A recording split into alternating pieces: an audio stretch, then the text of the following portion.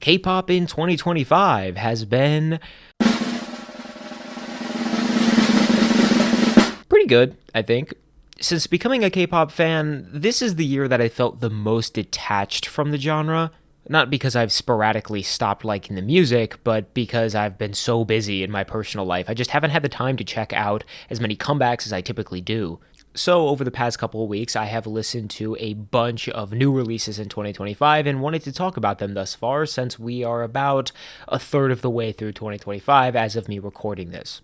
Originally, this video was me rating every single comeback that I saw fit to talk about, and I was like 6 or 7 comebacks in, and that video was like 30 minutes long. I decided to scrap it and just do more of like a traditional top 10, and then make a mini compilation of songs that almost made my top 10.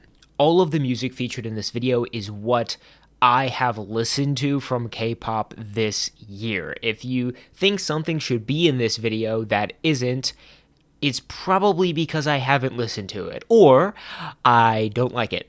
I'll be briefly discussing every song in my top 10, and then before we hit the top 3, I'm going to show a compilation of song awards. The format in which the awards will be showcased is similar to how Mike the Snare does his end of the year awards that he does in those videos, and I really enjoy those videos and wanted to do a similar thing but just for K-pop. And as I just alluded to, these awards are semi-serious, so please, if you find any of them offensive in any way, I don't really know why you would, but if you do, please keep your comments to under 100 words.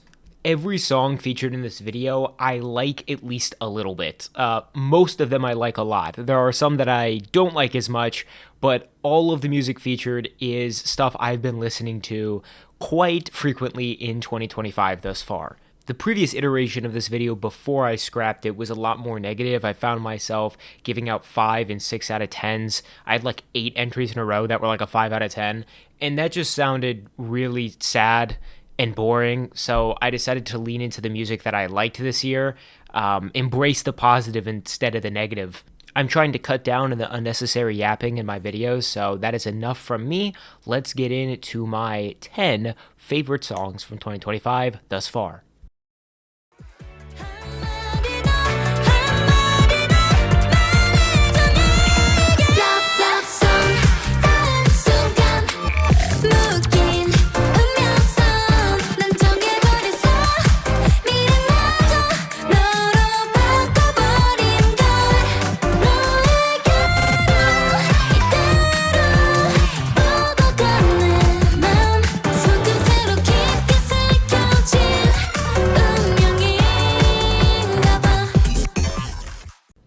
Love Line by Niziu.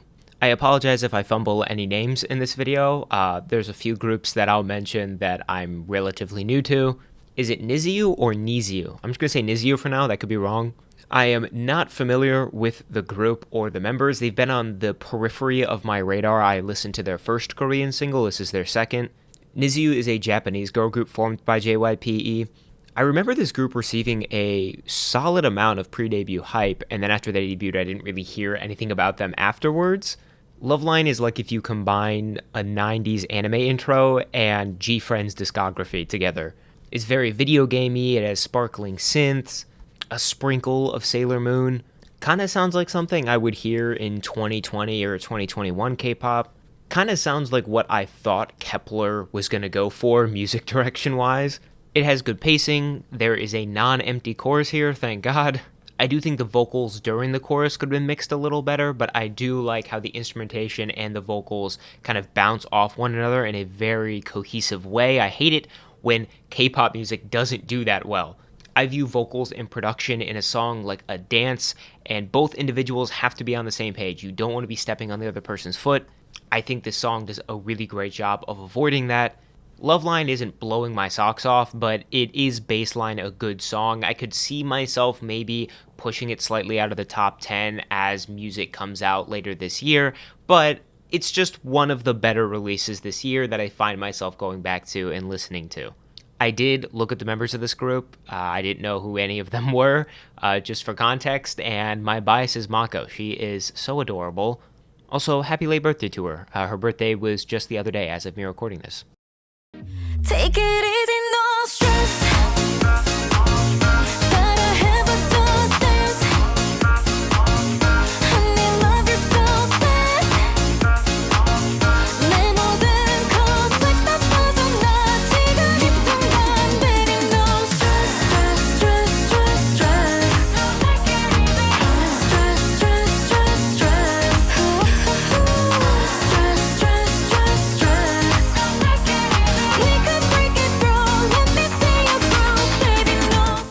9. Stress by Chungha. I've been a K-pop fan long enough to remember her in IOI, and before people say that wasn't that long ago, that was 8 years ago. After IOI disbanded, she went into solo music and released a few super popular, well-received comebacks, and I never really listened to them. I respected her work from afar, I just never really engaged with it. I'm not sure why, maybe it's because I was just listening to so many other soloists at the time. I did really like Eeny Meeny last year, but I had stopped playing that song about a month and a half after I discovered it. For whatever reason, Stress is the Chungha bandwagon ticket for me. I have hopped on that train. Stress is a very straightforward, house-based club song. It's not really trying to do too much, but it's just fun to listen to. The chorus is just so catchy. The choreo is addicting. I love the styling. She looks absolutely gorgeous in this music video. This whole song was giving if Sabrina Carpenter made K-pop, and I don't really know why, because Sabrina doesn't really have a song that sounds like this, nor do I think Chungha gives Sabrina Carpenter vibes, but there was just a few outfits in this music video, and just the way the song made me feel listening to it, that was very similar to what I expect from Sabrina Carpenter. This song is proof to me that dance challenges do their job in broadcasting music to other fandoms, because I discovered this song through another group doing a dance challenge for this song. Not that I endorse the overindulgence in dance challenges, I feel as if they can be a bit stale, repetitive, and boring, but they do their job quite well at times.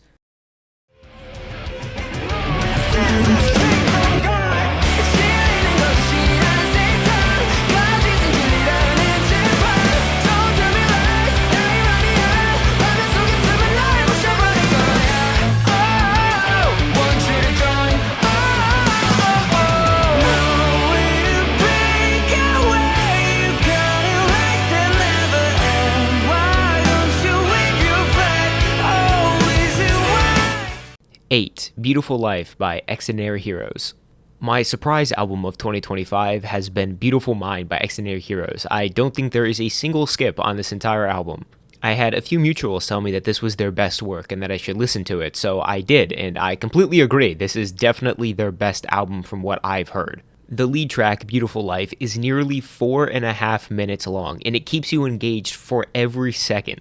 This song has the best progression of any song I've listened to in 2025. It takes twists and turns. The post-chorus is not what you think it'll sound like. You think the song is going to end, and then it just doesn't. It's a really fun song to listen to. The vocals and the message behind the song are both great. I love the way the members sell the lines as well. There's a lot of emotion packed behind their voices. The music video is also beautiful. There is some fantastic cinematography. This song and album made me a fan of Extraordinary Heroes. I think it is one of the best of the entire year thus far, and if they can keep up with releases like this, they will quickly become one of my favorite groups in the K-pop adjacent sphere, especially because 2024 was my coming out party with rock music. I listened to so much rock music in 2024, and that has translated into 2025 as well. They also quote George Orwell in this song. War is peace, freedom is slavery, ignorance is strength. The homage to 1984 is much needed in modern day media. This song is at 8, but I could definitely see it rising further up the ranks the more I listen to it. I only just started listening to it in the album a few weeks ago, so as the year goes on, I could definitely see this rising a little higher. But at 8, I have Beautiful Life by Extraordinary Heroes. 맘대로 해 아무렴 어때 아버지 잔소리 딱 하나 빼고 걱정을 왜 벌써 왔네 행복은 부수순 우리는 청바지라네 Let's go 7. CBZ Prime Time by Busoksun. I'm convinced that the purest form of happiness in K-pop is Busoksun's music. I would describe their sound as invigorating. It is a ray of sunshine during a hurricane. Hoshi, DK, and Sungkwan just understands what it takes to make people dance. Cheongbaji, or jeans in Korean, which is also a common drinking cheer in South Korea. I should really get to know these things. I'm going over to the country in a few months. is the main concept of this entire music video, including the styling later, which, by the way, whoever styled Sungkwan with this hair and the jeans fit, holy shit, he looks amazing. Jongbaji, I feel like I'm butchering that. I can't say this word properly. Includes elements of swing jazz and some folk and country tinges. It's not a sound that you often hear in K-pop, so I was pleasantly surprised. It really matches the charismatic energy of this subunit, and I kind of hope that they incorporate that sound in future releases. The vocal performances are great, as to be expected. Sungkwan, Hoshi, and DK are all very good singers. DK and Sungkwan in particular are two of my favorite vocalists in K-pop, and DK hits this note during the final chorus, which is just so good. And he does hit that note live. They did a dance practice, and he hit that shit mid-choreo, and it was super impressive.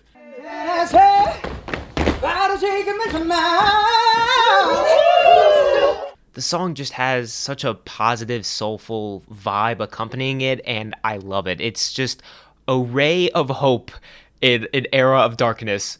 I've seen a lot of people complain that the quirky, fun nature of K-pop has dissipated over the years, and I'm not completely disagreeing with them, but groups like Busoksoon that make this type of music, they exist. You just have to find it. Busoksoon's music feels like a sweet treat every once in a while. They don't come back all that often because they are a subunit 217, and with the members, I believe, entering the military one by one, I don't know when we'll see another Busoksoon comeback, but this is one of my favorite releases of the year, and I just can't get enough of it after a long day of work or a stressful week. Let me show you that no of me. That's that show you that no of me. Let's down 손을 잡아. Let me go down step by step. Let me show you that no of me. That's that show you that no of me. Let's down 손을 잡아. 난 삐딱딱 때려 my Number 6, Know About Me and Mix.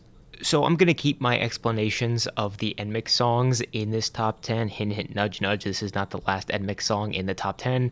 To a minimum, just because I made an entire video detailing my thoughts about the group and also did a brief review of the entire album FE304 Forward, which I believe is the best album in its trilogy. Shameless video plug, I know, but if you want to hear my expanded thoughts on some of these songs, then please go check out that video. I'll just sum up what I said in that video here. Know About Me is a song that I actually didn't love on first listen. It took a few listens for me to really get this song, like I got Dash immediately.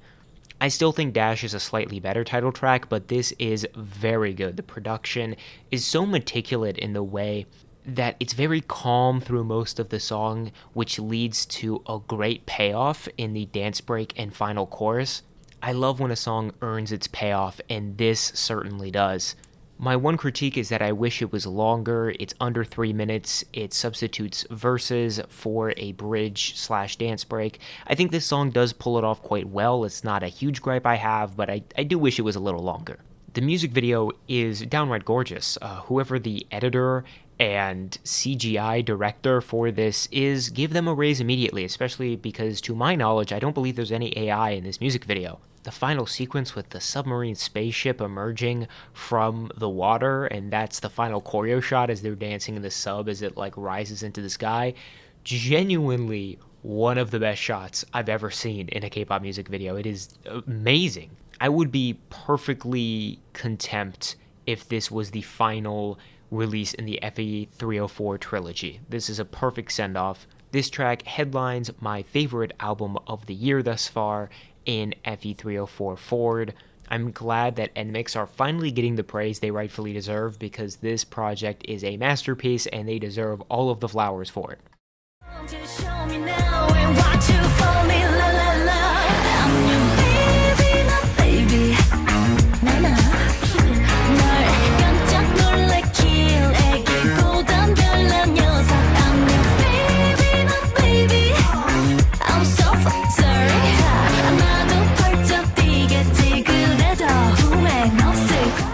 Number 5, Baby Not Baby, Seulgi. This is Seulgi's first comeback as a soloist, her debut EP 28 Reasons coming out in 2022, 3 years ago. That was one of my favorite projects of the entire year. And this second project, Accidentally on Purpose, while not being quite as good as that debut EP, does have some very good B-sides in its own right. But Baby Not Baby hooked me from the first listen. This is, in my opinion, one of the most addictive songs of the year thus far. 28 Reasons was more horror driven. I think Baby Not Baby is a little bit more creepy in a liminal way, especially with that pre chorus, the chimes, and jingles. It gives a liminal type of feel to the production. The chorus is a lot more simple, just a groovy bass guitar leading it, but it does its job very well. Like I mentioned briefly earlier with Love Line, I think this song really tangos well between the vocals and production, especially in the chorus. Solgi absolutely sells this song. I wouldn't give this to another soloist. Her charisma throughout this entire music video is great. And she is hot in this music video. The pink outfit with the long black hair and that deep makeup. This is definitely a performance piece for her, but one with enough catchiness where I found myself singing it after the first couple of listens. Just like Love Line, not really a song that's blowing my socks off from a technical perspective, but one that was etched into my brain throughout most of March and now early April. My only pondering regarding it is this really feels like an October release to me, like this is screaming Halloween vibes, and releasing it in early March just feels a bit weird, but at the same time, I can see a lot of groups or soloists releasing music that kind of fits this similar niche around that time, so maybe it was a smart move. The future of Red Velvet is unclear, with Yeri and Wendy not re-signing with SM, even though they will stick with the group. One thing's for sure, Seulgi's solo career is very promising, especially after these first two EPs. So come over, come over, come over, come over and dance. So come over, come over, come over, come over, come over and dance.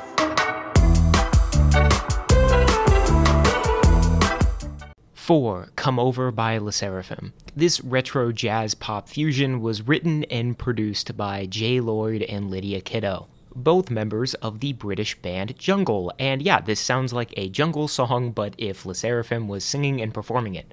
I find it really cool that LE SSERAFIM and the creative team behind them are purposefully going out and finding groups, whether it be dance groups or other artists outside of K-pop, and collabing with them. Whether it be Nile Rodgers and Unforgiven, House of Juicy Couture Vogue dance team showing up in the Crazy music video, and now two members of Jungle writing and producing a song for LE SSERAFIM, I think this gives a lot of depth and personality to their discography. I really love how consistent the vocal mixing is on this project. It is deliberately grainy, it's sun-bleached, it plays into that retro 50s aesthetic that is featured in the styling of the members in this music video. The creative direction behind this comeback was fantastic. I don't see enough people talk about it. Like, I get it. Easy was a tough era for them about a year ago, right? 2024 was a rough year for LE SSERAFIM, but Crazy helped redeem a lot of that, and I think Hot just builds onto that momentum. A lot of the same themes that can be found in Easy are in Hot, but just communicated in a much more healthy way. And you can see Source and Hybe really understanding how this group operates with this release. A lot of the choreos and the song structure fits the vocal tonalities of the members. I think they all sound very good on these songs, specifically Kazuha going through a really nice vocal growth throughout this entire album. This is a strenuous, choreo-intensive song, but they still put a lot of effort and look like they have fun performing it on stage. It is a running theme with LE SSERAFIM to have a B-side that is arguably better than the title track that is then promoted, and that's Come Over. I thought it was going to be Ash, but it has actually Come Over. And while this did come out in the spring, I could easily see myself playing this far into the summer. This is a great, great release for them.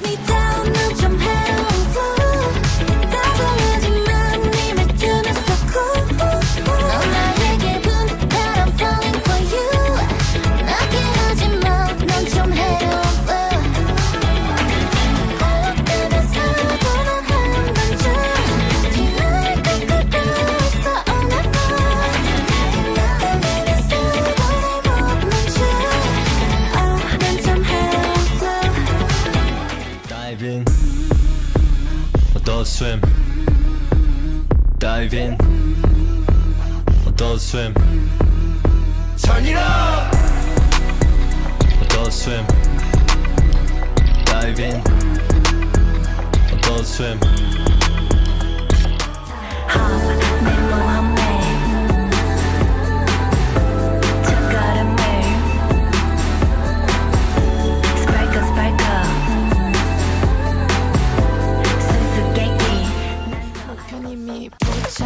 Hit the limit, don't stop. High speed, I'm a slingshot. 내겐 없어 오차. 완벽하게 돌파. I can make it so hot. High speed, I'm a slingshot. 굳어진 손끝에 붉어진 두 볼에 I'm feeling the air. 움츠러든 맘에 숨어있던 날개 펼쳐내. 바람결에 터지는 숨 춤을 추듯 들어온 move like it. 저 태양을 향해 비로소 시작돼. You will, yeah. I'm gonna be crash, crash. 나의 여자를 shoot.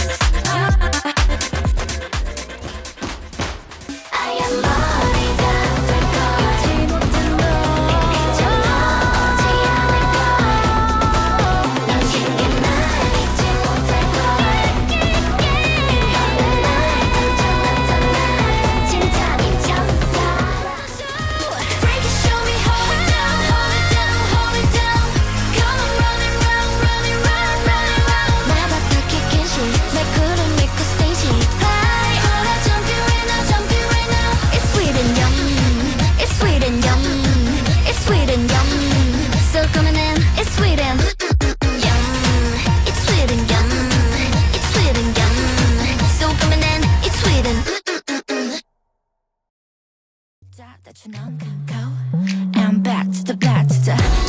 Cause I'm a TKO. 쉽게 놀린 네 손. 전부 벗어난 네 plot. Let them know TKO. Cause I'm a TKO. 하얗게 번진 smoke. So hot but the ice so cold. Let them know TKO. La la la la la. 3. TKO by IVE. This one is pretty simple. It's a rhythmic hip-hop style track in similar vein to Hypnosis off of their first full-length album. That song was my favorite off of that album, and this is my favorite off of IVE Empathy. There isn't any crazy structure or chord progression. This is a very cut and dry song. The wildest thing it does is add a sort of R&B stringier guitar to the chorus, which is a delightful approach. I just think IVE do songs like this very well, and they end up being incredibly addictive. It is the concluding track on this album, and the rest of the songs on this project sound a lot different than TKO, which is why I think I like it, because it really adds a level of spice to the rest of the album. TKO is 3 letters, which plays into the actual TKO motif, or 3 knockdowns. That's what a TKO is in boxing. Lots of other boxing references within the song, saying things like, I'll beat you to the punch, now tuck your chin, take my punchline, it's a fight club, relax and throw a cross. My favorite being white smoke spreading, so hot but the ice so cold. I interpreted that ice as an ice a fighter may apply after a round. It's nothing groundbreaking, but it adds a lot of continuity to the song. I also really like the baddie callback on verse 3, where not only do they include I'm a baddie line, but then in the choreo also include part of the baddie choreo. I feel like this song could both be on IVE Empathy, but also be on IVE Mine. I wouldn't see an issue putting it on that EP either. This one's just another really high-quality IVE B-side in a genre that they seem to do really well in. One that I don't think a lot of people expect from them, just because they have this really chic pop image and then they throw this rhythmic hip-hop style at you, and they have a few songs that do it really well.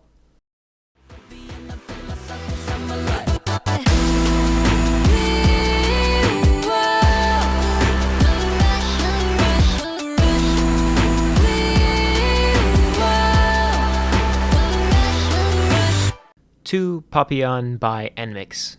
I hinted that Know About Me was not going to be the final NMIX song you see in this top 10, and Papillon is my favorite song off of their FE304 Forward album.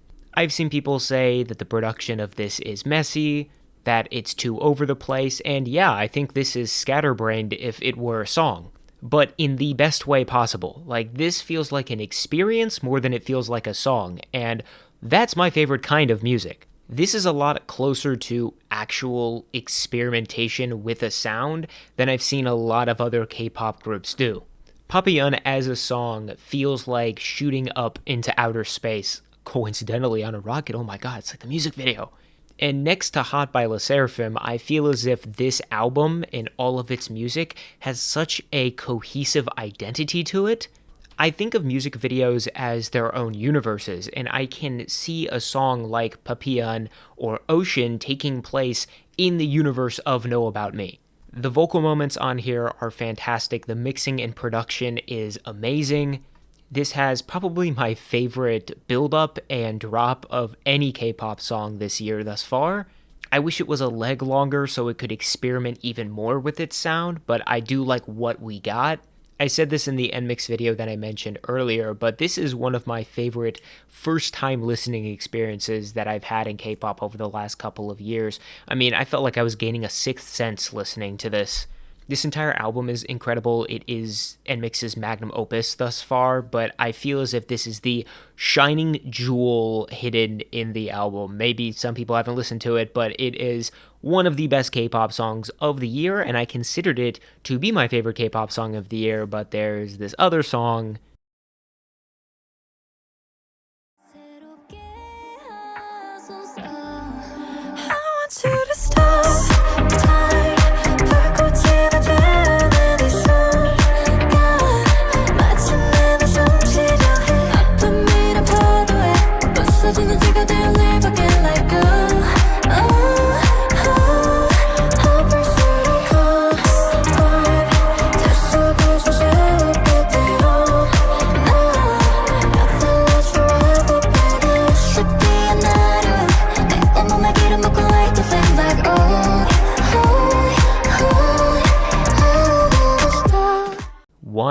Ash by LE SSERAFIM. LE SSERAFIM aren't the only repeat offender in the top 10. I mean, what did you expect? Both groups dropped two of the best projects of 2025.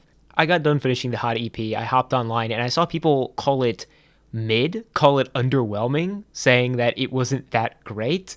And respectfully, you are incorrect. This is my Anti-Fragile Dethroner. That was my favorite song from them. This is my new favorite song from them. I fucking love this song. It's more practical, a little bit more straightforward than Papillon by NMIX, but oh, it's so good.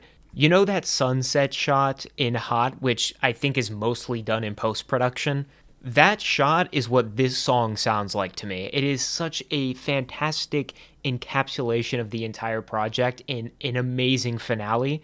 Again, just like FE304 Forward, Hot has such an incredible identity to it, and I don't see enough people talking about how cohesive the entire project feels.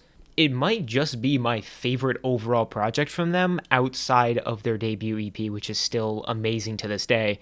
And within Ash, we get all of the pain that was felt during that hate train that happened last year to LE SSERAFIM, reflected in the lyricism, this theme of rising from the ashes. They tried to do a similar thing on the Easy EP, but just as how I said earlier, a lot of the framing of it, delivery, feels a lot more mature almost on this project than it did on Easy.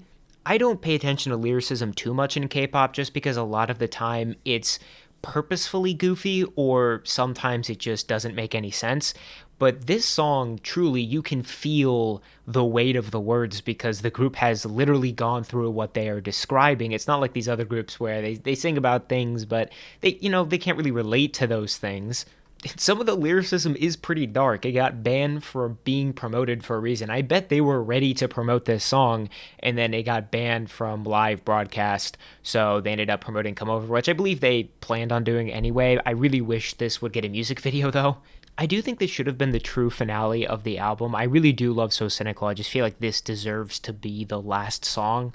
There is only one song on this EP that is longer than 3 minutes, and it is Ash, and thankfully it is Ash.